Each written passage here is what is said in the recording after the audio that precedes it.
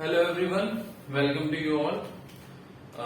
तो हमने Newton's laws of motion start किया था, right? आज कंटिन्यू करेंगे उसको आगे। लेकिन उससे पहले जो कि हमने लास्ट क्लास में सीखा हुआ है, नॉर्मल रिएक्शन फोर्स कैसे बनाते हैं। ठीक है, तो नॉर्मल रिएक्शन फोर्स, ये सपोज ये तीन बॉल है, तीन स्फेयर, ठीक है। तो तीन बॉल हैं, वो आपस में इस तरीके से अरेंजमेंट है उनका, ठीक है। तो इस अरेंजमेंट में हर एक बॉल पे, ball number 1, ball number 2, ball number 3, हर एक बॉल पे नॉर्मल रिएक्शन मुझे बनाना है, ठीक है। अब नॉर्मल रिएक्शन होता क्या है? नॉर्मल रिएक्शन होता है, मैंने बताया था कि नॉर्मल रिएक्शन जो भी दो सरफेस आपस में कांटेक्ट में है, नॉर्मल रिएक्शन उन सरफेस के परपेंडिकुलर लगेगा, राइट। अब ये सरफेस कैसी है? ये स्फेरिकल है। तो आई थिंक स्फेरिकल सरफेस के कहीं किसी भी पॉइंट पे अगर आपको परपेंडिकुलर ड्रॉ करना है, तो वो बेसिकली वो परपेंडिकुलर क्या होगा? अगर उस पॉइंट से मैं टेंजेंट ड्रॉ करूं, उस टेंजेंट पे जो परपेंडिकुलर होगा वही जो है एट उस पॉइंट पे स्फेरिकल सरफेस के परपेंडिकुलर माना जाएगा, ठीक है। और आई थिंक आपको ये पता, ये यहां से क्लियर हो गया होगा कि ये जो भी परपेंडिकुलर हम ड्रॉ करेंगे स्फेरिकल सरफेस पे कहीं पर भी, तो वो क्या होगा? वो रेडियल डायरेक्शन में जाएगा, ठीक है। वो इसके सेंटर पे मिलेगा जाके, ठीक है। तो रेडियली होगा। अब बात आती है कि ये रेडियली, अगर मैं सपोज 3 पे बना रहा हूं, ठीक है, तो 3 पे ये रेडियली इनवर्ड होगा या रेडियली आउटवर्ड होगा, ठीक है। अच्छा, ये तीनों बॉल सपोज ये एक सरफेस पे रखी हुई है, ये तीनों बॉल सपोज ये फ्लोर पे रखी हुई है, ठीक है। तो फ्लोर पे इस तरीके से रखी होगी, ठीक है। ये फ्लोर है आपका, ठीक है। तो देखिए, अगर मैं 3 पे बना रहा हूं, बॉल नंबर 3 पे, ठीक है, तो देखिए यहाँ बॉल नंबर 3 पे एक यहाँ पर नॉर्मल फोर्स आएगा जो कि बॉल नंबर 1 इसको दे रहा होगा 3 को। एक यहाँ पर नॉर्मल फोर्स आएगा जो कि बॉल नंबर 3 दे रहा होगा, बॉल नंबर 1 दे रहा होगा 3 को, ठीक है। तो एफबीडी अगर मैं बनाऊंगा, तो एफबीडी में कौन से फोर्सेस ड्रॉ करते हैं? वो फोर्सेस ड्रॉ करते हैं जो कि उस बॉडी पे लग रहे हैं, जिस बॉडी का हम फ्री बॉडी डायग्राम बना रहे हैं, ठीक है। तो ये आपका एक फोर्स हो जाएगा F3/1, मतलब, या फिर इसको नॉर्मल रिएक्शन को N से रिप्रेजेंट करते हैं, तो N3/1, मतलब 3 पे लगने वाला नॉर्मल रिएक्शन कौन लगा रहा है? बॉल 1, ठीक है। दूसरा इधर से लगेगा, ये भी जो है रेडियली ही है ना, रेडियल डायरेक्शन में होगा, ठीक है। तो ये कौन लगाएगा? ये लगाएगा 2, तो इसको N32 लिख दिया, राइट। अब बॉल नंबर अगर 1 का बनाते हैं, तो बॉल नंबर 1 का एफबीडी कैसा बनेगा? बॉल नंबर 1 का एफबीडी, अब देखिए, बॉल नंबर 1 में कितनी सरफेस कांटेक्ट में है? 1 2 3, ठीक है। तो एक तो ये फ्लोर से कांटेक्ट में है, दूसरा बॉल नंबर 2 से कांटेक्ट में है, तीसरा बॉल नंबर 3 से कांटेक्ट में, ठीक है। तो अब देखिए, 3 जो नॉर्मल रिएक्शन लगाएगा 1 पे, वो किस तरफ होगा? रेडियली इनवर्ड, ठीक है। तो ये कुछ इस तरीके से बनेगा, ठीक है। तो इसको मैं बोलूंगा N13, normal reaction on 1 due to 3, normal reaction 1 पर 3 की वजह से। तो इसको नोटेशन मैं इस तरीके से दे रहा हूं, ठीक है। ये देखिए, ये होगा आपका normal reaction on 1 due to 2, ठीक है। और एक फ्लोर से मिलेगा नॉर्मल रिएक्शन, ठीक है, वो सिंपल N अगर मिलेगा, ठीक है। तो ये है आप कैसे, अगर अलग अलग बॉडीज पे आपको नॉर्मल रिएक्शन ड्रॉ करना है, तो आप कैसे नॉर्मल रिएक्शन ड्रॉ करोगे, राइट। अब अच्छा, न्यूटन्स लॉज ऑफ मोशन में सेकेंड लॉ हमारा आया था, लेकिन उसके बाद हमने I think equilibrium of the bodies ने डिस्कस किया था। अगर मैं कह रहा हूं कि कोई बॉडी इक्विलिब्रियम में है, अगर मैं कह रहा हूं कोई बॉडी इक्विलिब्रियम में, तो इक्विलिब्रियम में होने का मतलब क्या होता है? इक्विलिब्रियम में होने का मतलब होता है net external force on the body क्या होगा? Net external force on the body,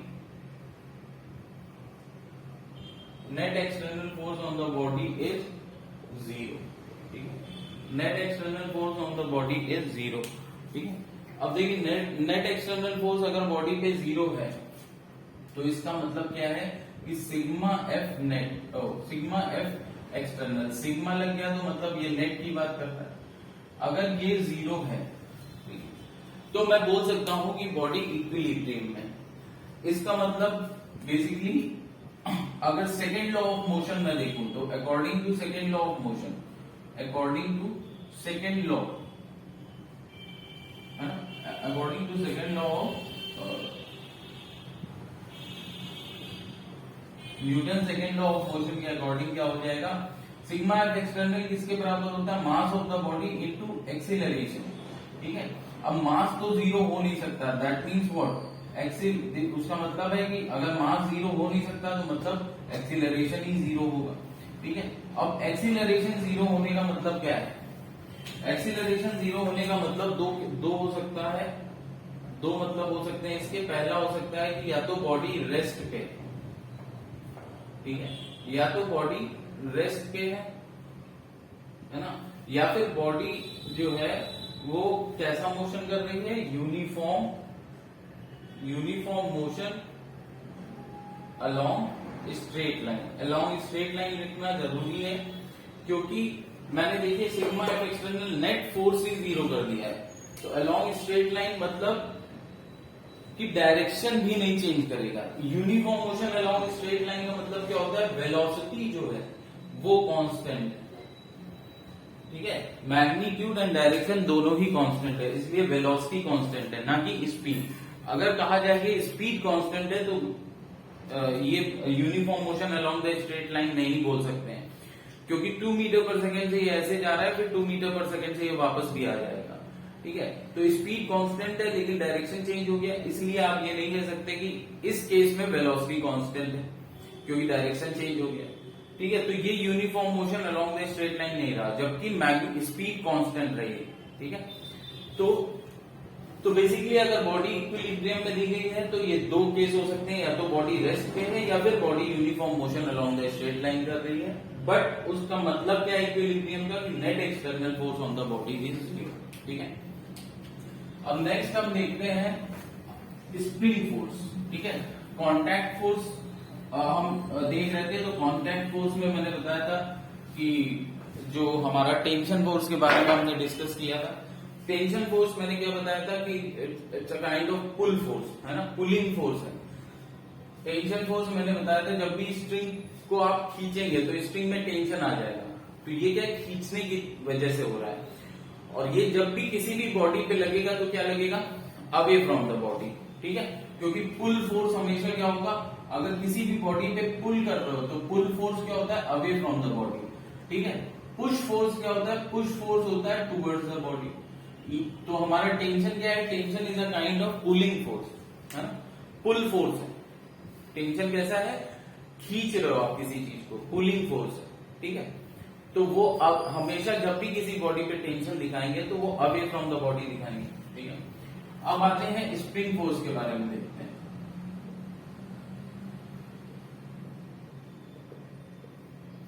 spring force, ठीक है,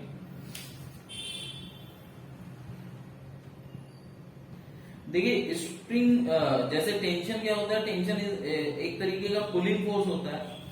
स्प्रिंग फोर्स क्या होता है, स्प्रिंग देखिए अगर मैं स्प्रिंग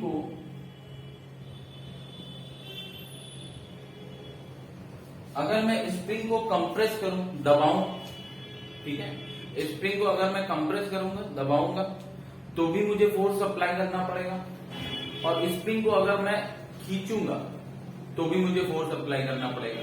तो स्प्रिंग फोर्स आपको दोनों तरीके का मिल सकता है, पुश फोर्स भी मिल सकता है और पुल फोर्स भी मिल सकता है।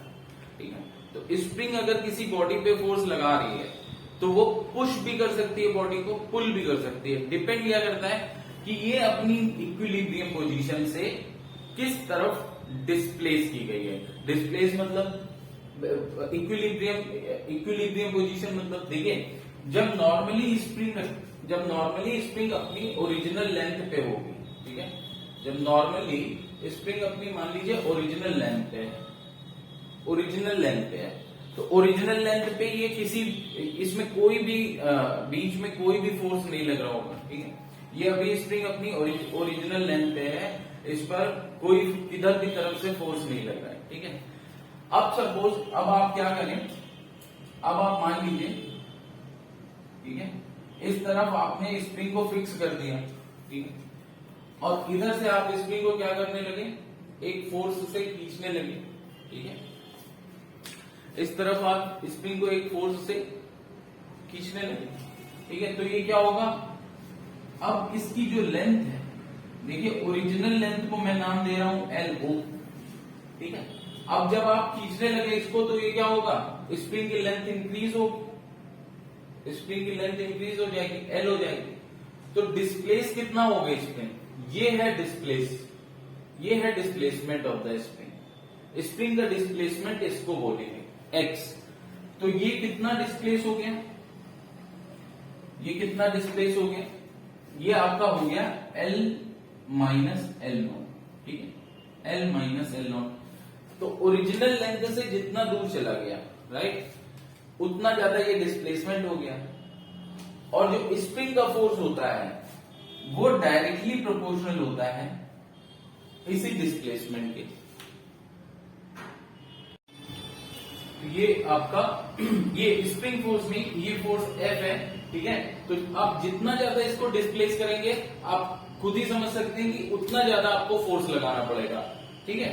तो F जो आपको फोर्स लगाना पड़ेगा स्प्रिंग को खींचने में, ठीक है, वो डायरेक्टली प्रोपोर्शनल टू डिस्प्लेसमेंट होगा, ठीक है, कितना इसको डिस्प्लेस कर रहे हो।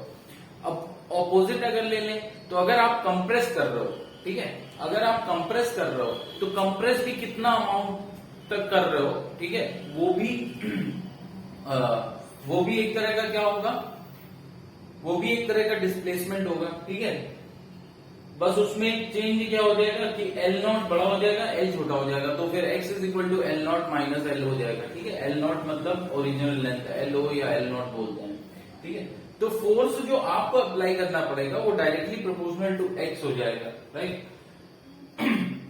अब यहां पर अगर मैं कांस्टेंट ऑफ प्रोपोर्शनैलिटी, यहां पर अगर प्रोपोर्शनैलिटी साइन हटाऊं तो कांस्टेंट ऑफ प्रोपोर्शनैलिटी आता है k, ठीक है। ये k क्या होता है, इसको बोलते हैं स्प्रिंग कांस्टेंट या फिर स्टिफनेस, ठीक है, स्प्रिंग कांस्टेंट या फिर स्टिफनेस।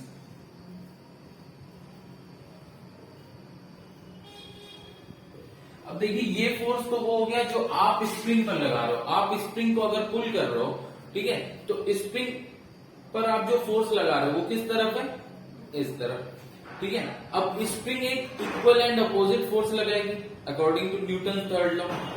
स्प्रिंग क्या करेगी, इक्वल एंड अपोजिट फोर्स लगाएगी, किस तरफ,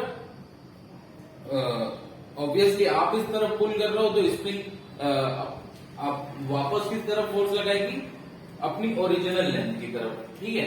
तो मैं लिख सकता हूं कि जो F स्प्रिंग होगा, जो स्प्रिंग आप पर फोर्स लगाएगी वो minus F equal and opposite होगा, ठीक है। तो ये देखिए स्प्रिंग फोर्स क्या आ जाता है, माइनस के एक्स। अब यहां से आप ये समझिए माइनस साइन क्या इंडिकेट कर रहा है, देखिए डिस्प्लेसमेंट भी एक वेक्टर क्वांटिटी है,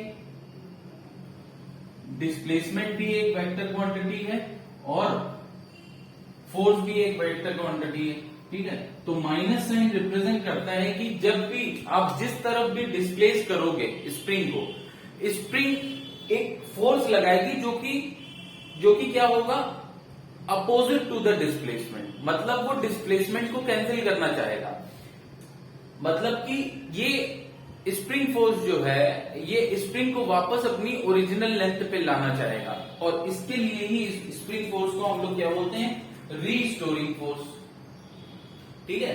ये इसकी ओरिजिनल लेंथ को रीस्टोर करता है, तो इसको रीस्टोरिंग फोर्स भी बोलेंगे, ठीक है। हमेशा स्प्रिंग फोर्स क्या होगा, माइनस के एक्स होगा। आप एक्स इस तरफ करोगे तो स्प्रिंग क्या करेगा, इस तरफ फोर्स लगाएगा। तो आप देख सकते हैं कि डिस्प्लेसमेंट इस तरफ होगा, स्प्रिंग फोर्स ऑपोजिट डायरेक्शन में होगा, ठीक है। तो इसलिए इसको रीस्टोरिंग फोर्स भी कहते हैं। अच्छा, ये भी सेल्फ एडजस्टिंग होता है, टेंशन की तरह ये भी क्या होता है, सेल्फ एडजस्टिंग होता है। टेंशन की तरह ये भी क्या होता है, सेल्फ एडजस्टिंग होता है, ठीक है। सेल्फ एडजस्टिंग का मतलब जितना ज्यादा आप एक्स बढ़ाते जाओगे डिस्प्लेसमेंट, उतना ज्यादा स्प्रिंग फोर्स भी अपने आप बढ़ता जाएगा, राइट। अब देखिए क्वेश्चंस में क्या आता है, क्वेश्चंस में आपका आएगा अच्छा वन मोर थिंग, देखिए अगर फोर्स हम यहां पर लगा रहे हैं एफ, ठीक है, तो through out the spring spring के इस एंड पे भी फोर्स लगेगा। देखिए अगर स्प्रिंग के इस एंड पे फोर्स नहीं लगेगा तो क्या होगा, इस स्प्रिंग के इस एंड पे भी सेम फोर्स लगेगा ना, तभी तो स्प्रिंग एक जगह रहेगी, ठीक है, तभी तो स्प्रिंग एक जगह एक ही प्लेस पे रहेगी, ठीक है। तो इक्वल एंड अपोजिट फोर्स इस एंड पे भी लग रहा है। अब सपोज आपके दोनों एंड ओपन है, ठीक है, आपके दोनों एंड अगर ओपन है, मतलब कि अभी क्या हो रहा है, अभी स्प्रिंग के शेप में सिर्फ चेंज आ रहा है, ठीक है, शेप में क्या चेंज आ रहा है, सपोज स्प्रिंग आगे पीछे मोशन भी करेगी, लेकिन अगर मैं स्प्रिंग को मासलेस लेता हूं, अगर मैं स्प्रिंग को मासलेस लेता हूं, अगर मैं स्प्रिंग को क्या लूंगा, मासलेस, ठीक है, तो क्या होगा, देखिए यहां पर जो फोर्स लगेगा इस एंड पे, अगर आप उस तरफ खींच रहे हैं स्प्रिंग को, तो इस एंड पे स्प्रिंग पे फोर्स लगेगा इस तरफ, तो सपोज ये एफ डैश होगा, ठीक है, ये मान लीजिए अगर एफ डैश होगा, ठीक है, तो एफ माइनस एफ डैश ये क्या हो जाएगा, ये हो जाएगा M spring into acceleration of the spring. लेकिन अगर स्प्रिंग मासलेस है तो एम स्प्रिंग क्या हो जाएगा, एम स्प्रिंग जीरो हो जाएगा, ठीक है, मासलेस स्प्रिंग। तो अगर स्प्रिंग मासलेस है तो इसके दोनों एंड पे सेम फोर्स लगेगा, ठीक है, इसके दोनों एंड पे ही सेम फोर्स लगेगा। अब ये स्प्रिंग ऐसा था कि यहां से फिक्स्ड था, ठीक है, एक जगह आपने क्या करा था, मान लो दीवार में आपने एक हुक के जरिए इसको फिक्स कर दिया था। लेकिन अब आपने एक केस दूसरा लेते हैं, दूसरे केस में क्या है, सपोज यहां पर कोई पर्सन ए है जो कि इसको अपनी तरफ खींच रहा है, ठीक है, और यहां पर कोई पर्सन बी है, यहां पर कोई पर्सन बी है, ये इस तरफ खींच रहा है, ठीक है, तो ये मान लीजिए एफ है, ये क्या है, एफ डैश, ठीक है। अब देखिए स्प्रिंग इस बार क्या है, दोनों तरफ खींचेगी, ठीक है, स्प्रिंग इस बार दोनों तरफ खींचेगी, मतलब ये वाला एंड, देखिए पिछली बार ये वाला एंड फिक्स था तो सिर्फ और सिर्फ डिस्प्लेसमेंट इस साइड हो रहा था। अब क्या ये वाला एंड फिक्स नहीं है, ये वाला एंड ओपन है, तो अब कुछ डिस्प्लेसमेंट इधर भी होगा और कुछ डिस्प्लेसमेंट इधर भी होगा, ठीक है। तो ये मान लीजिए x1 है और ये मान लीजिए क्या है, x2 है, ठीक है, ये मान लीजिए x1 है और ये मान लीजिए x2 है, ठीक है। तो अब देखिए ओरिजिनल लेंथ L0 थी, अब क्या हो गया, अब हो गया ओरिजिनल लेंथ तो L0 ही सेम रहेगी, लेकिन अब जो आपकी फाइनल लेंथ है, जिसको एक्सटेंडेड लेंथ बोलेंगे, बढ़ी हुई लेंथ, वो है L, ठीक है।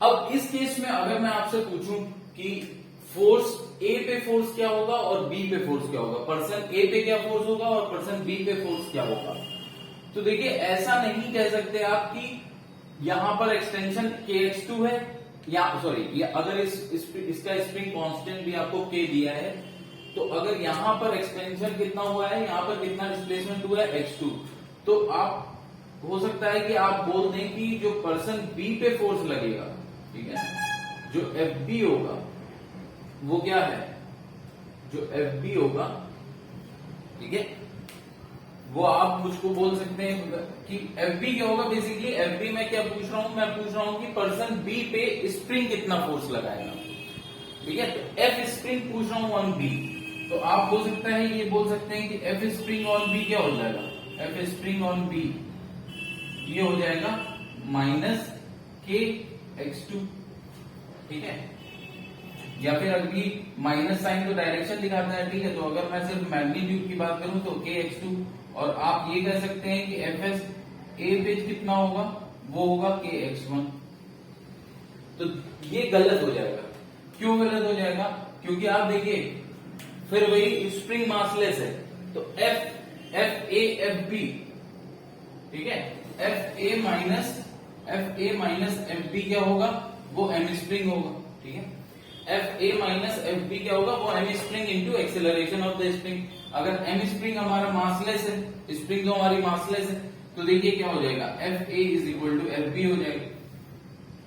तो force throughout the spring, पूरी स्प्रिंग में सेम फोर्स ही लगेगा, ठीक है। जैसे टेंशन, अगर स्ट्रिंग मासलेस होती थी तो सेम टेंशन बांटते थे पूरी स्ट्रिंग में, वैसे ही स्प्रिंग अगर मासलेस है तो सेम फोर्स लगेगा पूरी स्प्रिंग में, ठीक है। अब ये फोर्स होगा क्या, देखिए अब अच्छा, जो F A is equal to F B है, तो एफ ए क्या है, जिससे ये पर्सन ए खींच रहा है, एफ बी है जिससे पर्सन बी खींच रहा है, तो equal and opposite force spring लगाएगा दोनों पे, तो दोनों एंड पे जो स्प्रिंग होगा वो भी दोनों एंड पे क्या होगा, इक्वल एंड अपोजिट फोर्स से इनको दोनों पर्सन्स को अपनी तरफ खींचेगा, ठीक है। तो अब वो तो समझी गए हैं स्प्रिंग फोर्स। तो बेसिकली अगर मैं बात करूं तो यहाँ पर स्प्रिंग फोर्स क्या होगा, अब मैं सिर्फ मैग्नीट्यूड की बात कर रहा हूं, तो स्प्रिंग फोर्स क्या होगा, देखिए मैंने आपको बताया है कि ये किसके डायरेक्टली प्रोपोर्शनल होता है, ये होगा आपके एक्स के मैग्नीट्यूड की बात कर रहा हूं, सिर्फ डिस्प्लेसमेंट के डायरेक्टली प्रोपोर्शनल होगा। डायरेक्शन तो हमेशा स्प्रिंग फोर्स का क्या होगा, अपोजिट है ना, क्योंकि रीस्टोरिंग फोर्स होता है। तो मैग्नीट्यूड क्या होगा, हमेशा एक्स के, एक्स क्या है, डिस्प्लेसमेंट क्या है, बढ़ी हुई लेंथ माइनस ओरिजिनल लेंथ, ठीक है। तो आपको इस तरीके से देखना है, डिस्प्लेसमेंट क्या है, बढ़ी हुई लेंथ माइनस ओरिजिनल लेंथ। अब यहां पर बढ़ी हुई लेंथ क्या है, एल है, और ओरिजिनल लेंथ क्या है, एल नॉट है। तो डिस्प्लेसमेंट यहां पर क्या हो गया, x1 प्लस x2, ठीक है। तो दोनों ही एंड पे क्या फोर्स लगेगा, दोनों ही एंड पे आपका फोर्स लगेगा के x1 प्लस x2, ठीक है। अलग अलग नहीं लगेगा कि यहाँ के x1 लग गया, यहाँ के x2, ठीक है। सेम फोर्स लगेगा कि x1 प्लस x2, ठीक है।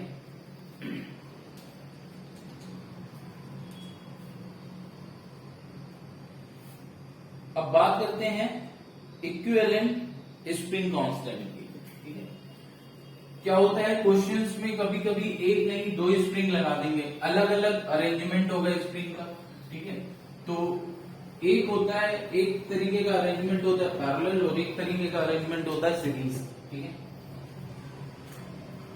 तो इक्विवेलेंट स्प्रिंग कांस्टेंट हम देखने जा रहे हैं।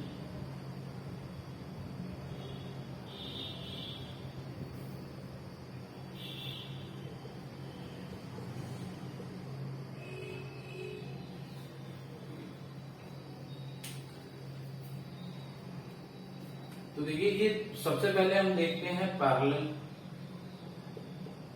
Parallel combination.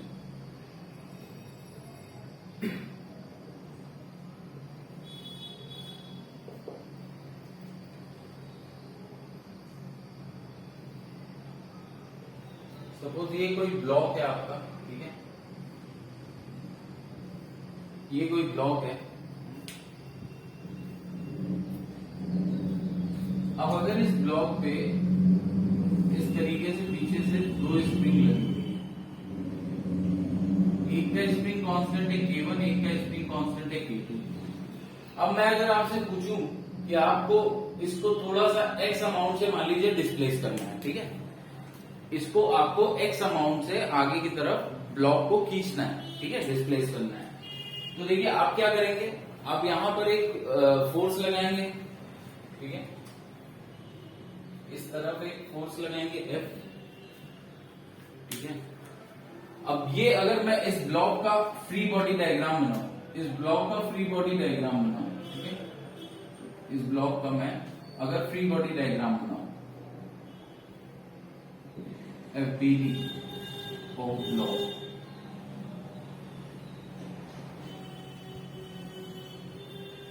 FBD of block अगर बनाए, तो ये देखिए यहां पर एक स्प्रिंग फोर्स लगेगा Fs1, दूसरा स्प्रिंग फोर्स इस पर लगेगा Fs2, ठीक है। ब्लॉक को जब मैं कंसीडर कर रहा हूं तो स्प्रिंग इसके लिए सराउंडिंग हो गया, ब्लॉक अगर हमारा सिस्टम है तो स्प्रिंग इसके लिए सराउंडिंग हो गया, मैं खुद इसके लिए सराउंडिंग हो गया।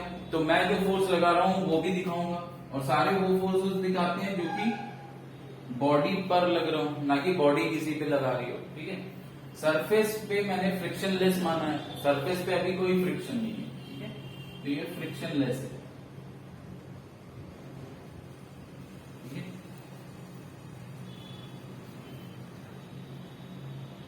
अब देखिए, मैंने सिर्फ आपको डिस्प्लेसमेंट करने को कहा है, तो डिस्प्लेस करके आपने एक्स अमाउंट से अगर आपने डिस्प्लेस कर दिया, वहां पे आप ब्लॉक को पकड़े हुए हैं, रेस्ट पे है ब्लॉक, तो क्या ब्लॉक इक्विलिब्रियम पे होगा उस पोजीशन पे? ब्लॉक तो इक्विलिब्रियम पे ही होगा ना। देखिए, ये खिंच गई है, दोनों स्प्रिंग आपकी स्ट्रेच हो गई हैं, स्प्रिंग इक्विलिब्रियम पे नहीं है, पर ब्लॉक उस पोजीशन पे, किस पोजीशन पे? जब आपने एक्स अमाउंट से डिस्प्लेस कर दिया और अभी भी ब्लॉक को आप पकड़े छोड़ा नहीं, तो ब्लॉक में कोई मोशन नहीं है, तो उस समय क्या होगा? Sigma F external, sigma F net, sorry net external force जो आपका होगा वो 0 हो जाएगा, ठीक है। अब नेट एक्सटर्नल फोर्स क्या है? F, right. तो यहां से बेसिकली क्या आ जाएगा? F is equal to F S one plus F S two, F is equal to F S one plus F S two, ठीक है। तो ये एफ इज इक्वल टू आपका क्या हो जाएगा? एफ आपका हो जाएगा, एफ एस वन क्या है? एफ एस वन क्या होगा? सिर्फ मैं मैग्नीट्यूड अभी लिख रहा हूं, ठीक है। डायरेक्शन हमने शो कर दी अपने डायग्राम में, कोई प्रॉब्लम ही नहीं है। तो K1 X1, sorry not X1, देखिए जब आपने X अमाउंट से ब्लॉक को डिस्प्लेस किया तो दोनों स्प्रिंग X अमाउंट से ही स्ट्रेच होंगी, ठीक है। तो K1X प्लस K2X, ठीक है। अब F इज इक्वल टू क्या हो जाएगा? K1 plus K2X, K1 plus K2X। Equivalent का मतलब क्या होता है? इक्विवेलेंट स्प्रिंग कांस्टेंट का मतलब आप पहले ये समझिए कि मैं क्या करूं, मैं दो स्प्रिंग की बजाय इस ब्लॉक को मैं कोई ऐसी स्प्रिंग लूं, मैं कोई ऐसी स्प्रिंग लूं, ऐसी सिर्फ एक स्प्रिंग लूं, ठीक है। यहां पर हमने दो स्प्रिंग ली हैं। इक्विवेलेंट का मतलब यह है कि इन दोनों स्प्रिंग को रिप्लेस करना है, आपको बदल देना है, इनकी जगह आपको सिर्फ एक स्प्रिंग यूज करनी है और उससे आप सेम ब्लॉक को, और ये स्प्रिंग ऐसी होनी चाहिए, ये स्प्रिंग ऐसी होनी चाहिए कि अगर इससे आप सेम ब्लॉक को मान लीजिए अटैच करें और सेम अमाउंट ऑफ फोर्स इस तरफ लगाएं, ठीक है। सेम ब्लॉक को अटैच करें और सेम अमाउंट ऑफ फोर्स अगर आप इस तरफ लगाएं, ठीक है, तो ये सेम अमाउंट ऑफ डिस्प्लेसमेंट दे, ठीक है। ये स्प्रिंग क्या है? ये स्प्रिंग ऐसी होनी चाहिए कि अगर आप सेम ब्लॉक को अटैच करें इससे और सेम अमाउंट ऑफ फोर्स इस तरफ लगाएं, तो ये सेम अमाउंट से डिस्प्लेस होनी चाहिए, ये है, ठीक है। तो मान लेते हैं कि इसका जो स्प्रिंग कांस्टेंट आएगा वो K इक्विवेलेंट, यही होगा इक्विवेलेंट स्प्रिंग कांस्टेंट, ठीक है। तो अब इसके अकॉर्डिंग क्या हो जाएगा? F is equal to K equivalent X हो जाएगा, ठीक है ना। इक्विलिब्रियम पोजीशन पे जब सिग्मा F एक्सटर्नल आप 0 करेंगे तो F is equal to K equivalent X हो जाएगा, ठीक है। क्योंकि ब्लॉक को अगर आपने खींचा है X अमाउंट से तो इधर F लगेगा और इधर की तरफ क्या लगेगा? K इक्विवेलेंट इंटू X, ठीक है। अब इक्वेशन 1 और सॉरी ये अगर इक्वेशन 1 है, इक्वेशन 2 है, तो अगर इन दोनों को हम कंपेयर करें तो K इक्विवेलेंट क्या आ जाता है? K इक्विवेलेंट आ जाता है K1 प्लस K2,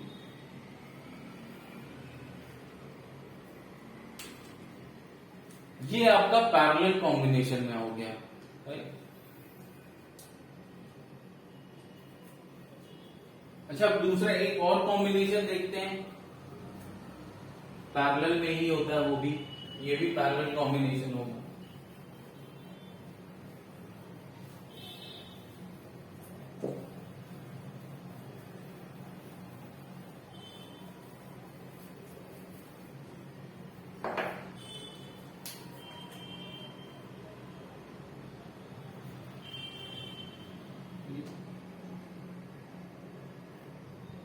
सपोज ये आपका ब्लॉक है कोई, इस ब्लॉक से मैंने एक तरफ स्प्रिंग जोड़ा, ठीक है, दूसरी तरफ फिर एक स्प्रिंग अटैच किया और इस तरफ भी दूसरी वाली स्प्रिंग को फिक्स करती है।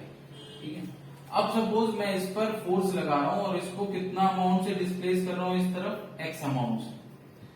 इस पर मैं क्या कर रहा हूं, इस पर एक फोर्स लगा रहा हूं और इसको कितना अमाउंट से डिस्प्लेस कर रहा हूं, एक्स अमाउंट से। तो सपोज मैं इस पर फोर्स कैसे लगाऊंगा, कुछ ऐसे लगाऊंगा। ठीक है,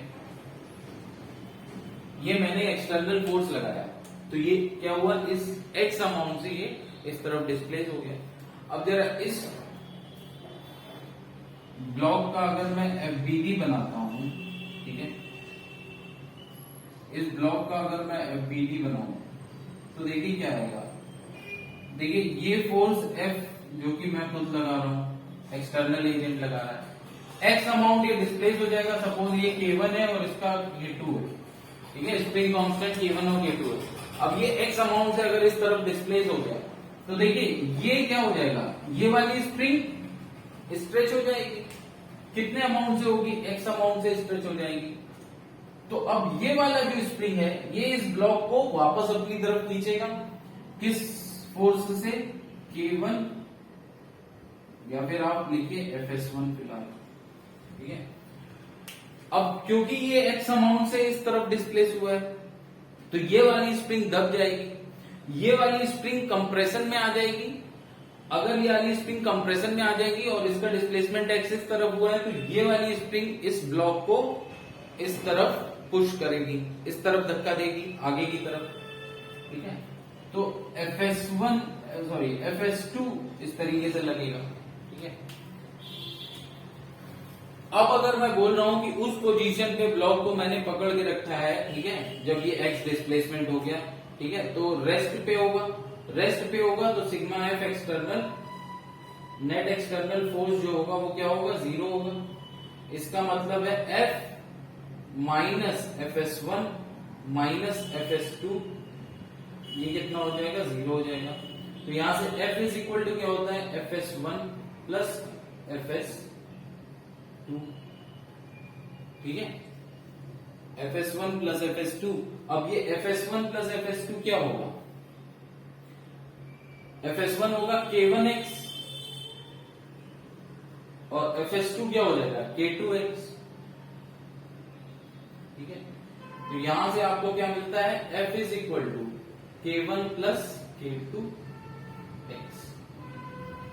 वापस आपको K इक्विवेलेंट क्या मिल गया, K इक्विवेलेंट यही तो आएगा। अगर आप सिंगल स्प्रिंग लगाएंगे, सिंगल स्प्रिंग क्या करेगी, एक्स अमाउंट से डिस्प्लेस करेंगे तो F is equal to K equivalent x आएगा, उसको कंपेयर करेंगे तो सेम। तो देखिए वापस आपको क्या मिल रहा है, ये आपका K इक्विवेलेंट हो जाएगा। ठीक है, ये आपका K1 प्लस K2। ठीक है, तो K इक्विवेलेंट क्या हो गया, तो ये भी एक तरीके का पैरेलल कॉम्बिनेशन है। ठीक है, K1 प्लस K2।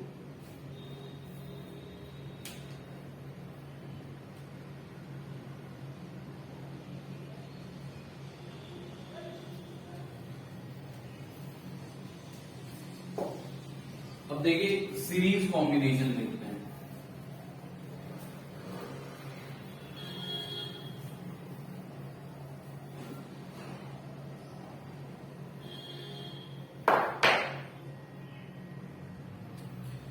तो सीरीज कॉम्बिनेशन में क्या होता है,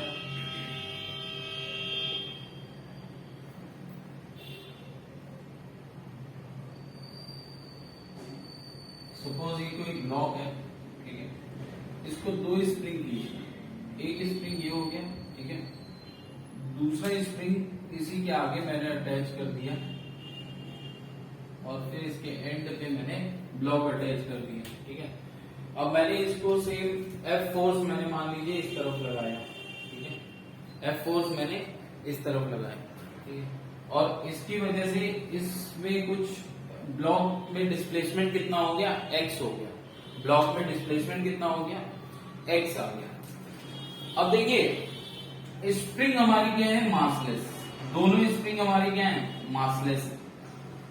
अब अगर दोनों स्प्रिंग मासलेस हैं तो देखिए फोर्स जो स्प्रिंग 1 का होगा, ठीक है, जो स्प्रिंग 1 में होगा, मैंने बताया है स्प्रिंग के दोनों एंड्स पे, स्प्रिंग के दोनों एंड्स पे फोर्स सेम होगा। थ्रू आउट द स्प्रिंग, पूरी स्प्रिंग की लेंथ में फोर्स तो सेम ही होगा।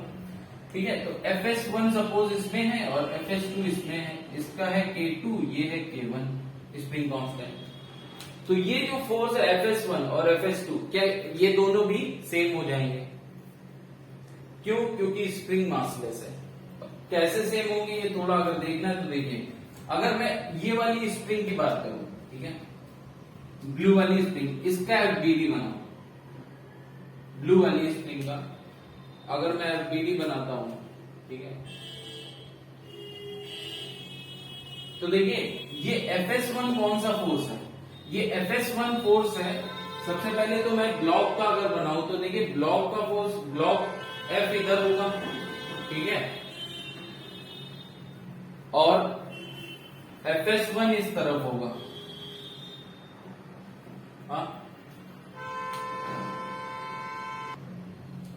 ठीक है, तो यहां से देखिए, यहां से क्या आएगा, यहां से अब मैं किस पोजीशन की बात कर रहा हूं, जब मैंने x डिस्प्लेसमेंट दे दिया और अभी भी ब्लॉक को वहीं पर मैं होल्ड करके रखता हूं, ठीक है, तो ये डिस्प्लेसमेंट पे होगा ब्लॉक, आई मीन रेस्ट पे होगा ब्लॉक, ठीक है, तो इक्विलिब्रियम पोजीशन है।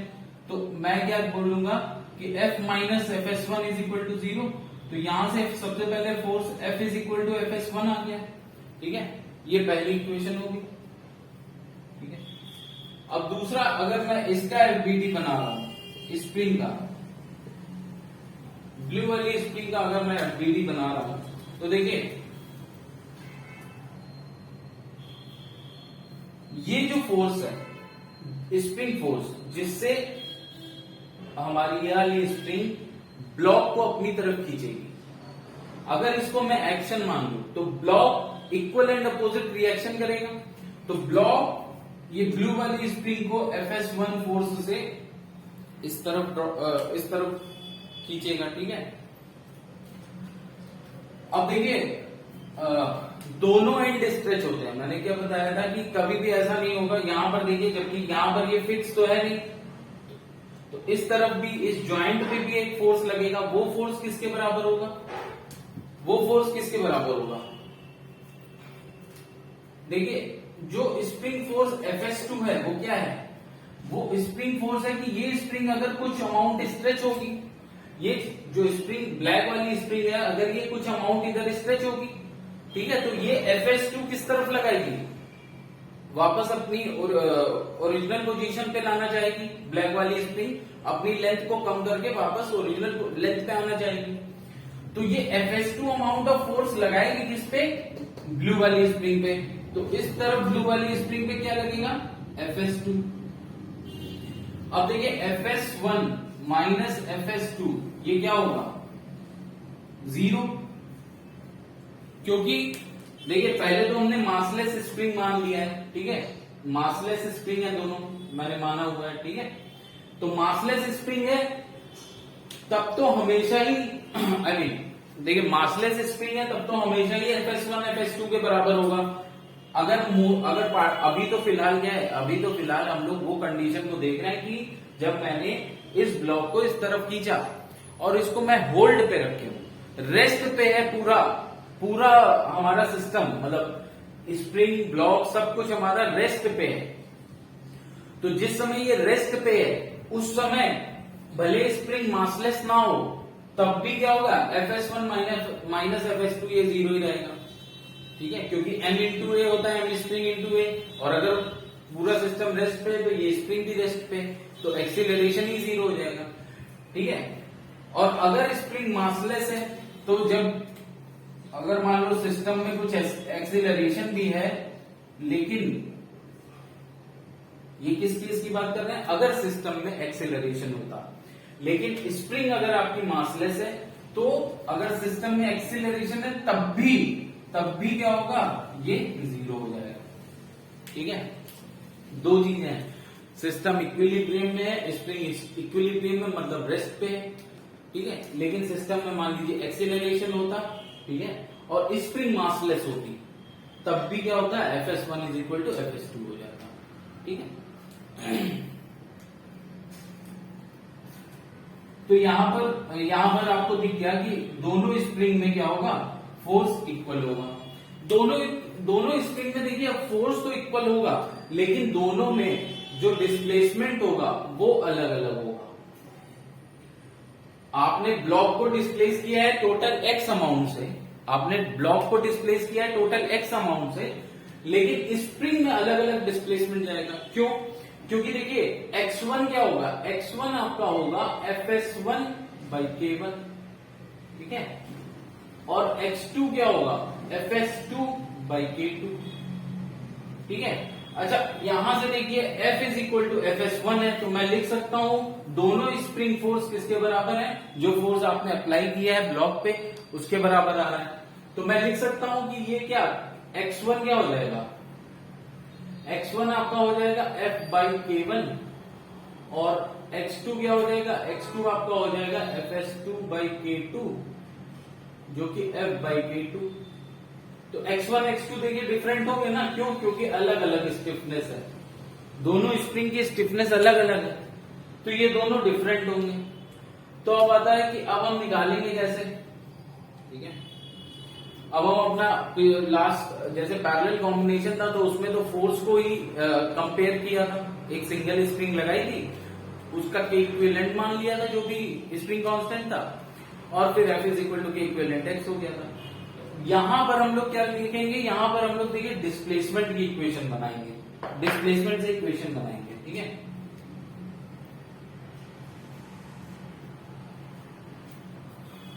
तो देखिए डिस्प्लेसमेंट जो टोटल है ये x है, ठीक है, और स्प्रिंग 1 में x1 है, स्प्रिंग 2 में x2 है, तो मैं लिख सकता हूं कि x इज इक्वल टू क्या हो जाएगा x1 प्लस x2, ठीक है। तो यहां से x इज इक्वल टू क्या हो जाएगा, अब x1 क्या है F बाई k1, और x2 क्या है, x2 है F बाई k2।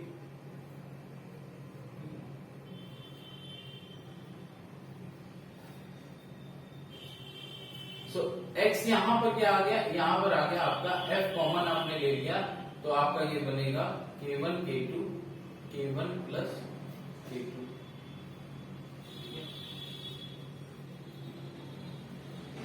या फिर आप सिंपली क्या लिख सकते हैं 1 by k1 plus 1 by k2, ठीक है।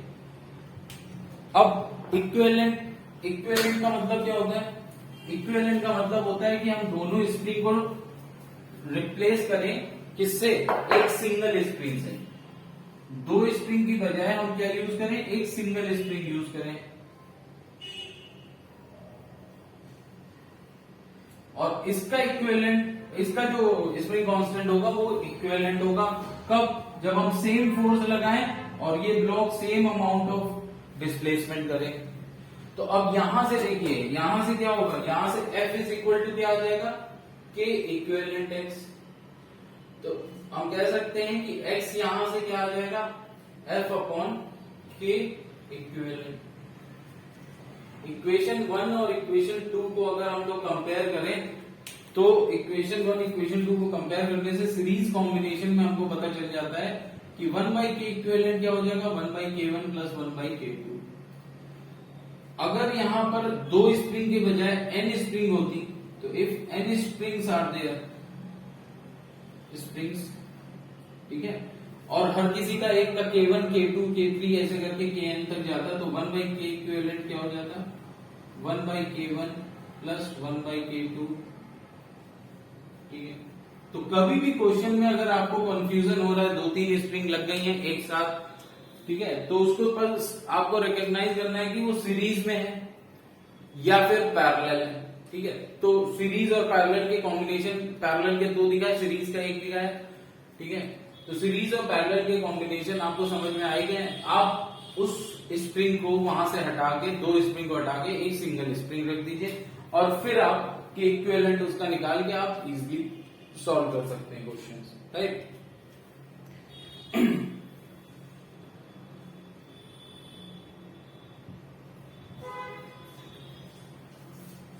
कई बार क्वेश्चन आता है कि स्प्रिंग कट कर दी है, ठीक है,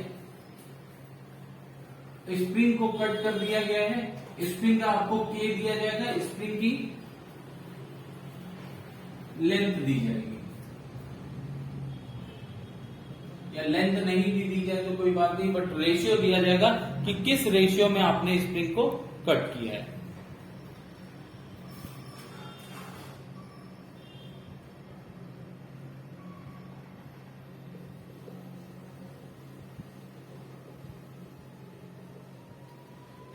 तो कटिंग ऑफ स्प्रिंग पे अगर आपका क्वेश्चन आता है तो इसको बस थोड़ा सा इसकी एनालिसिस कर लें। सपोज एक कोई आपकी स्प्रिंग थी, ठीक है, इसका स्प्रिंग कांस्टेंट आपको के दिया गया है, ठीक है, इसका स्प्रिंग कांस्टेंट आपको के दिया गया है, ठीक है।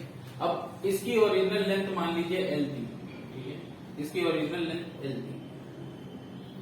अब इसको मैंने काट दिया, क्या बोलते हैं क्वेश्चन में कि इसको आपने काट दिया और एक की लेंथ मान लीजिए L1 है, ठीक है, और दूसरे की लेंथ क्या है,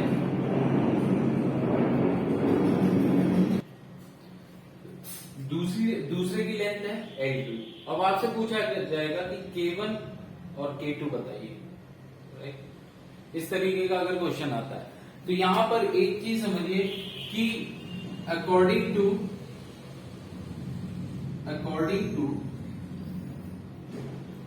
मॉलिक्यूलर थ्योरी ऑफ स्प्रिंग, ठीक है, मॉलिक्यूलर प्रॉपर्टीज ऑफ स्प्रिंग, ठीक है, ये आपको थोड़ा याद रखना है। According to molecular properties of spring,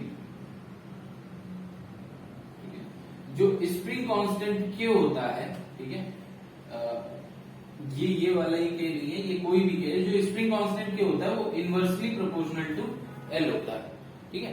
spring constant K जो होता है वो इनवर्सली प्रोपोर्शनल टू L होता है। तो कांस्टेंट ऑफ प्रोपोर्शनैलिटी आ जाएगा C अपॉन L, और ये C की वैल्यू किस पे डिपेंड करती है, ये C की वैल्यू मटेरियल पे डिपेंड करती है, ठीक है, डिपेंड्स अपॉन मटेरियल, और इसकी आपको जरूरत नहीं पड़ेगी।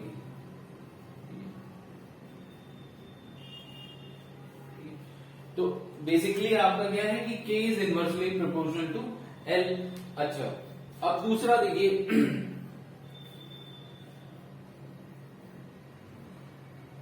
तो यहां पर तो बड़ा सिंपल हो जाएगा। देखिए K क्या होगा, K आपका हो जाएगा C बाई L, ठीक है, K आपका हो जाएगा C बाई L। तो C की वैल्यू यहां से आप निकाल सकते हैं K इंटू L, ठीक है। K1 क्या आपका हो जाएगा, K1 आपका हो जाएगा क्या, C बाई L1, K1 आपका हो जाएगा C बाई L1। C की जगह आप KL पुट कर दीजिए, तो K1 की वैल्यू आप दे देंगे क्या, KL अपॉन L1। K2 क्या हो जाएगा आपका, K2 क्या हो जाएगा, KL अपॉन L2, ठीक है।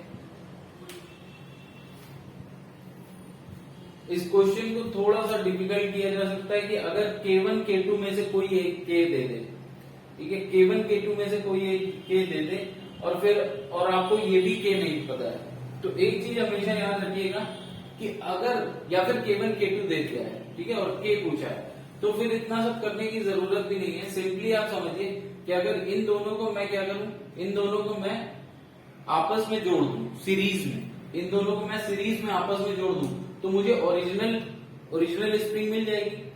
आपको K1 K2 दिया है और आपसे K पूछा है, ठीक है, लेंथ भी नहीं दी है, कुछ नहीं दिया, सपोज लेंथ भी नहीं दी, अब क्या करेंगे, लेंथ भी नहीं दी है, रेशियो ऑफ द लेंथ भी नहीं दी है, अब क्या करेंगे,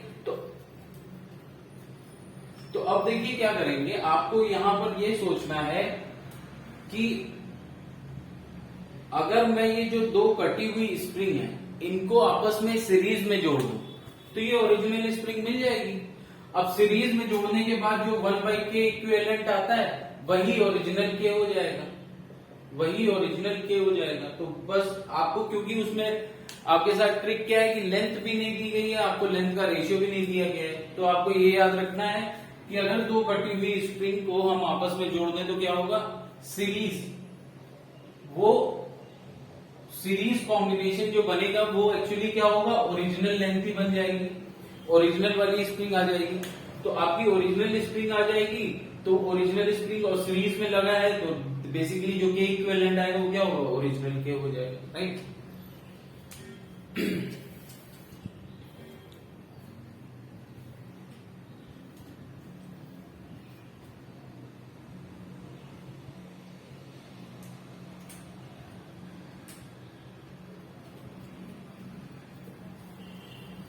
सपोज एक क्वेश्चन है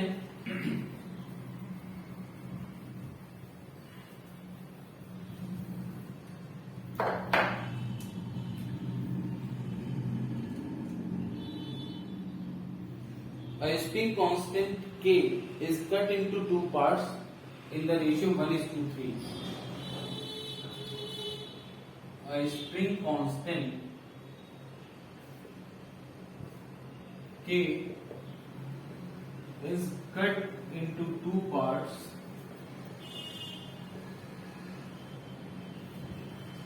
in the ratio 1:3. ठीक है. Find the spring constant of individual spring. Find the spring constant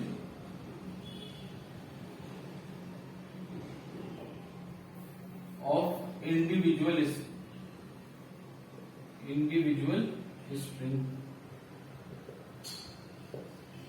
Find the spring constant of individual spring. ठीक है. तो है क्या ओरिजिनल लेंथ, अगर आप मान लीजिए या ना मानिए, अगर ओरिजिनल जो थी, ओरिजिनल लेंथ अगर आपकी लेंथ L थी, ठीक है, तो इसका K था स्प्रिंग कांस्टेंट. अब इस लेंथ को मैंने क्या करा 1:3 में कर दिया. L1 दूसरी L2 और L1:L2 क्या हो गया 1/3. ठीक है. तो आई थिंक ये क्लियर हो जाता है कि एक 1/3 पार्ट होगा तो एक 4/3 पार्ट होगा, सॉरी एक 2/3 पार्ट होगा. ठीक है. सॉरी एक 1/4 पार्ट होगा तो एक 3/3 पार्ट होगा. ठीक है. एक L1 क्या होगा 1/4 ऑफ द L होगा, तो L2 क्या होगा 3/4 ऑफ द L होगा. ठीक है. तो 1:3 हो जाएगा. तो अगर मैं इसको यहां से सीधे ऐसे भी सिंपली लिख सकता हूं कि ये L/4 हो जाएगा और ये 3L/4 हो जाएगा.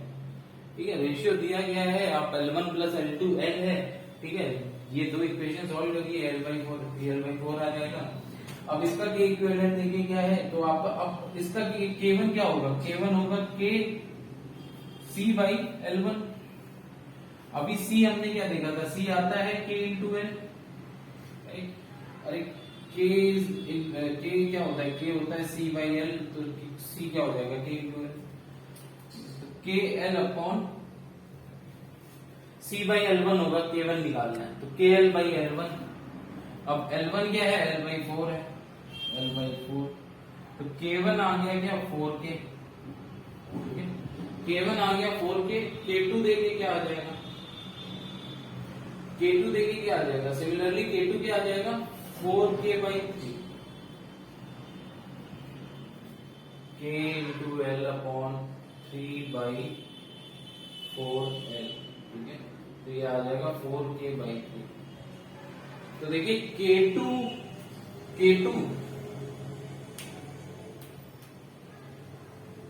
K2 आपका क्या आया, K2 आपका आया 4K/3 और K1 आपका आया 4K. कौन सा बड़ा है, K1 is greater than K2. ठीक है. K1 is greater than K2 जबकि L1 was less than L2. L2 देखिए 3L/4 है, L1 है L/4. तो L2 was greater than L1 और L1 was less than L2 but K1 was greater than K2. तो यहां से एक थ्योरी पार्ट समझ में आता है कि अगर सेम मटेरियल की स्प्रिंग है तो जिसकी लेंथ कम हो, सेम मटेरियल की स्प्रिंग है तो जिसकी लेंथ कम होगी उसका स्प्रिंग कांस्टेंट ज्यादा होगा. वो आप ऐसे भी समझ सकते हैं कि K इज इक्वल टू क्या होता है C/L होता है. तो जिसकी लेंथ ये क्या होता है, ये मटेरियल पे डिपेंड होता है. इसलिए मैंने बोला जिस सेम मटेरियल की अगर दो स्प्रिंग है, ये मटेरियल पे डिपेंड होता है. सेम मटेरियल की अगर दो स्प्रिंग है तो जिसकी लेंथ ज्यादा होगी उसका K कम हो जाएगा. राइट.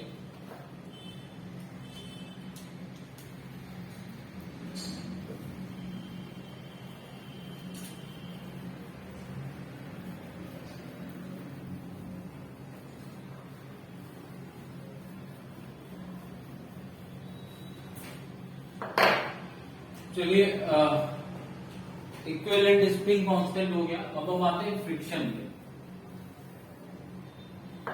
अभी तक हमने जितने जो भी एनालिसिस की है वो बिना फ्रिक्शन के की है, लेकिन फ्रिक्शन हमारी लाइफ का एक बहुत बड़ा पार्ट है।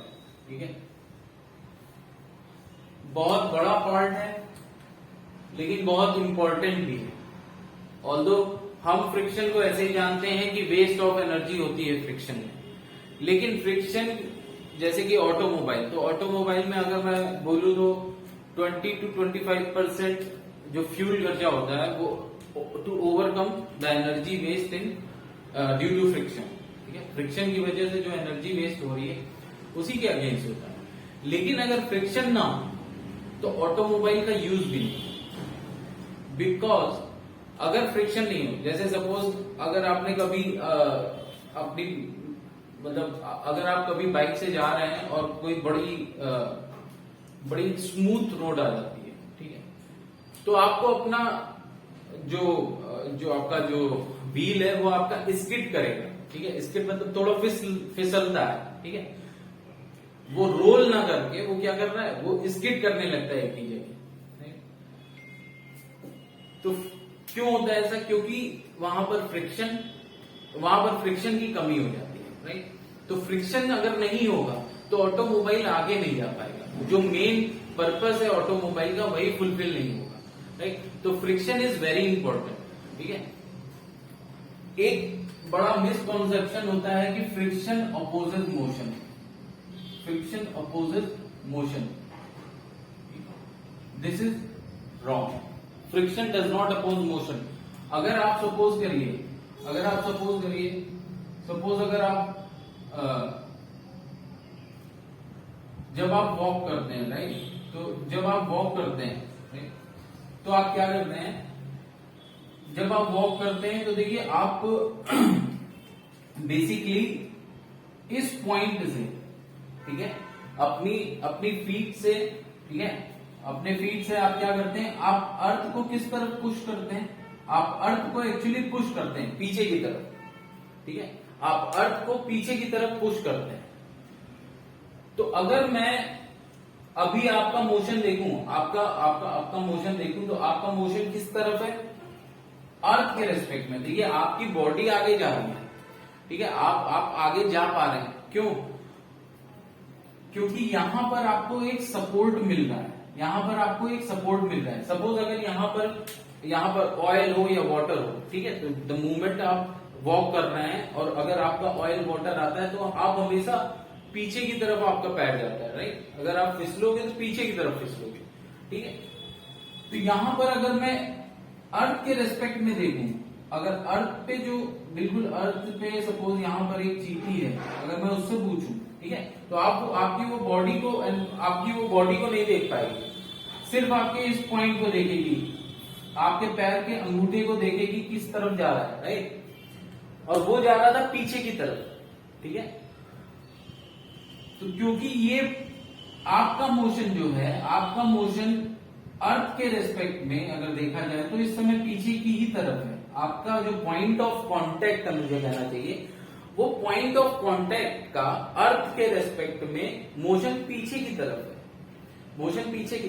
ठीक है, जिसको मैं बोलूंगा रिलेटिव मोशन।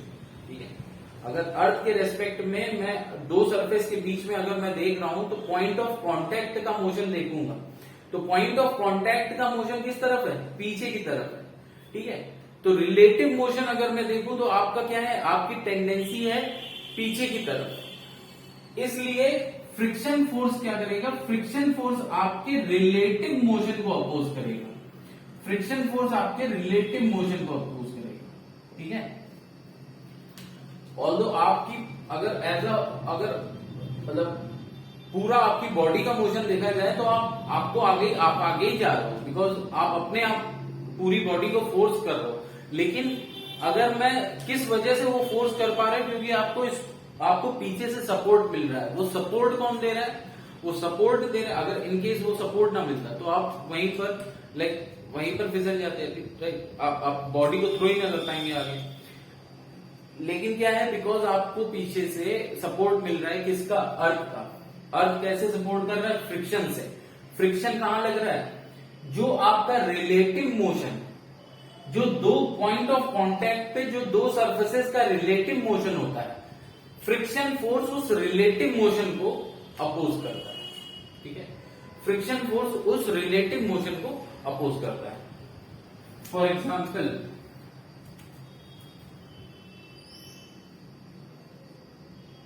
सपोज ये बुक है कोई, इसके ऊपर दूसरी कोई छोटी बुक है,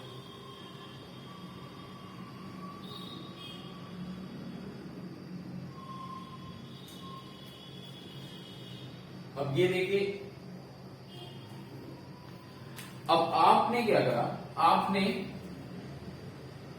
ये नीचे वाली बुक पर मान लीजिए फोर्स लगाया। ठीक है, आपने नीचे वाली बुक पर फोर्स लगाया।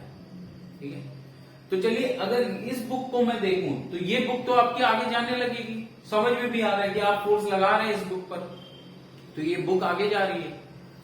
ठीक है, ये वाली बुक क्यों आगे जा रही है, ये वाली बुक क्यों आगे जा रही है? इस पर तो कोई फोर्स लग नहीं रहा, और आप इस पे अगर बहुत ज्यादा फोर्स लगा देंगे तो आप ये भी देखेंगे ये बुक पीछे रह जाएगी, राइट, वो भी होगा। ठीक है, लेकिन अगर आप थोड़ा सा स्लो, ठीक है, थोड़ा सा आपका जो फोर्स है वो थोड़ा मतलब स्लो है, इतना तेज नहीं लगाया आपने। ठीक है, तो अब ये बताइए ये वाली बुक क्यों आगे जाएगी? इसके लिए हम क्या देखेंगे, इसके लिए हम एफबीडी देखेंगे। तो देखिए, जब ये बुक आगे जाने लगेगी, ठीक है, जब ये बुक आगे जाने लगेगी और इससे मैं पूछूंगा, ये दो सरफेसेस हैं, ये दो सरफेसेस हैं कांटेक्ट में, ये वाली बुक आगे जाने लगी। ठीक है, अगर मैं यहां पर बैठा हूं, इस बुक के इस वाले सरफेस पे बैठा हूं, तो मैं इस बुक की, मुझसे अगर कोई पूछे इस सरफेस का मोशन किस तरफ है, राइट, ये बुक पे मैंने फोर्स लगाया, ये बुक आगे जाने लगी, मैं इस सरफेस पे चिपका हुआ हूं, मुझसे अगर पूछोगे आप कि इस बुक का मोशन, नीचे वाली सरफेस का मोशन किस तरफ है, तो मैं आपको यही जवाब दूंगा, क्योंकि मैं अपने रेस्पेक्ट में रेस्ट पे हूं, मैं इसको जाता हुआ देखूंगा आगे की तरफ। तो अगर मैं देखूं इसके रिलेशन में इसका मोशन किस तरफ था, आगे की तरफ। ठीक है, अब देखिए, अब अगर मैं इससे, इस बॉडी से पूछूं, या चलिए पहले इस मोशन को इस तरीके से एनालाइज करते हैं, इस बॉडी के रेस्पेक्ट में, ऊपर वाली बुक के रेस्पेक्ट में, ऊपर वाली बुक के फ्रेम ऑफ रेफरेंस में बैठ के हम देखते हैं। तो देखिए, ऊपर वाली बुक पे कोई फोर्स लग नहीं रहा था, ठीक है, इसलिए वो आगे मूव नहीं करेगी फिलहाल। नीचे वाली बुक आगे मूव करके लेगी। मैंने बुक 2 से पूछा मोशन ऑफ बुक 1 किधर है, रिलेटिव टू यू, आपके सापेक्ष में मोशन ऑफ द बुक किधर है, बुक 1। ठीक है, तो बुक 1 आगे की तरफ जा रहा है, राइट, बुक 1 आगे की तरफ जा रहा है, तो बुक 1 का एफबीडी बनाते हैं।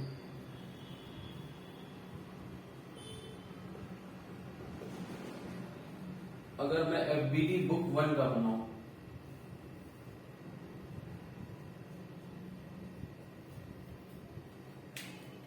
तो देखिए बुक 1 पे सारे जो एक्सटर्नल फोर्स हैं वो लगेंगे, तो फोर्स यहाँ।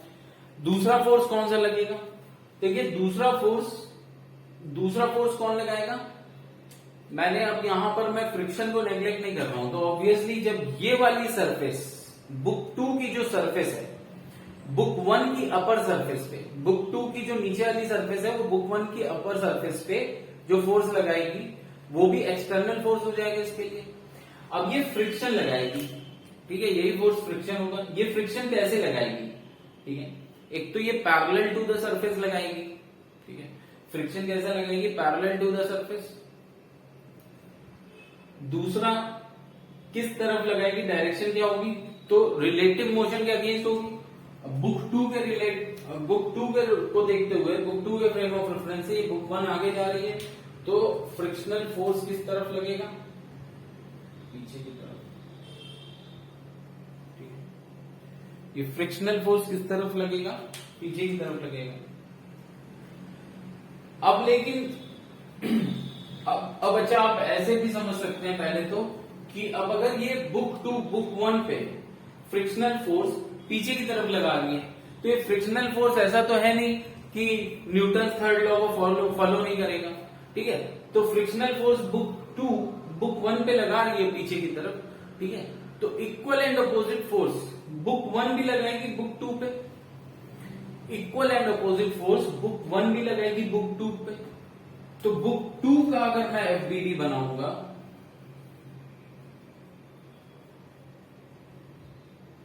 बुक 2 का अगर मैं एफबीडी बनाऊंगा, तो देखिए बुक 2 की लोअर सरफेस पे, लोअर सरफेस है ना कांटेक्ट में, तो लोअर सरफेस पे frictional force equal and opposite आगे की तरफ लगेगा, ठीक है। तो ये तो हो गया जब मैंने बुक 2 से पूछ के एफबीडी बनाया, ठीक है। अब मैं बुक 1 पे काम करता हूं, बुक 1 से पूछ के एफबीडी बनाऊंगा। तो देखिए जब ये आगे जाने लगेगी, ठीक है, जब ये आगे जाने लगेगी, टेंडेंसी इसकी आगे की तरफ होगी, जब ये आगे जाने लगेगी तो क्या होगा,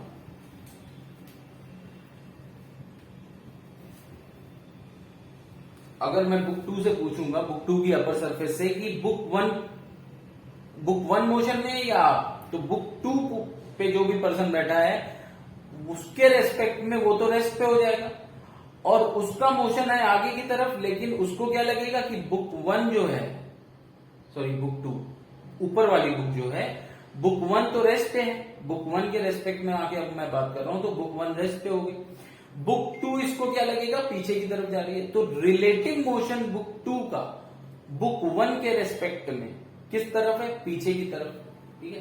तो एफबीडी अब हम कैसे बना रहे हैं, बुक 1 के रेफरेंस फ्रेम में जाके बना रहे हैं, सिर्फ और सिर्फ इसलिए कि फ्रिक्शन फोर्स कैसे लगाना है ये आपको क्लियर हो जाए, ठीक है। तो रिलेटिव मोशन बुक 2 का किस तरफ मिला, बुक 2 ऊपर वाली है, बुक 2 का बुक 1 आगे जाना शुरू हुई, तो बुक 1 के रेफरेंस में बुक 1 पे बैठ के जब आप देखोगे तो बुक 2 क्या है, आपको लगेगा बुक 2 पीछे जा रही है। तो इसलिए बुक 2 पे जब आप लगाओगे फोर्स, तो रिलेटिव मोशन इसका देखिए पीछे की तरफ है, रिलेटिव मोशन जो है 1 के रेस्पेक्ट में बुक 2 का पीछे की तरफ है। तो बुक 1 की जो अपर सरफेस है वो बुक 2 पे फ्रिक्शनल फोर्स लगाएगी, और किस तरफ लगाएगी, रिलेटिव मोशन के अपोजिट डायरेक्शन में। तो ये एफआर हो गया, ठीक है। अब बस same equal and opposite force book 1 पे ये लगा देगी, तो बुक 1 का बनाएंगे तो ये एफआर हो गया, एफबीडी जो बुक 2 लगाएगी। और तो आई थिंक ये क्लियर है कि कैसे फ्रिक्शनल फोर्स कैसे शो करना है एफबीडी में, राइट। तो रिलेटिव मोशन के अगेंस्ट शो करना है, राइट। तो friction not opposes the motion, friction opposite, देखिए यहां पर फ्रिक्शन क्या कर रहा है, हेल्प कर रहा है आपके मोशन में अगर ओवरऑल देखा जाए, लेकिन हाँ it will always oppose relative motion, always oppose relative motion, relative motion को हमेशा अपोज करेगा, बट ये नहीं कहेंगे कि इट अपोजेज मोशन, राइट।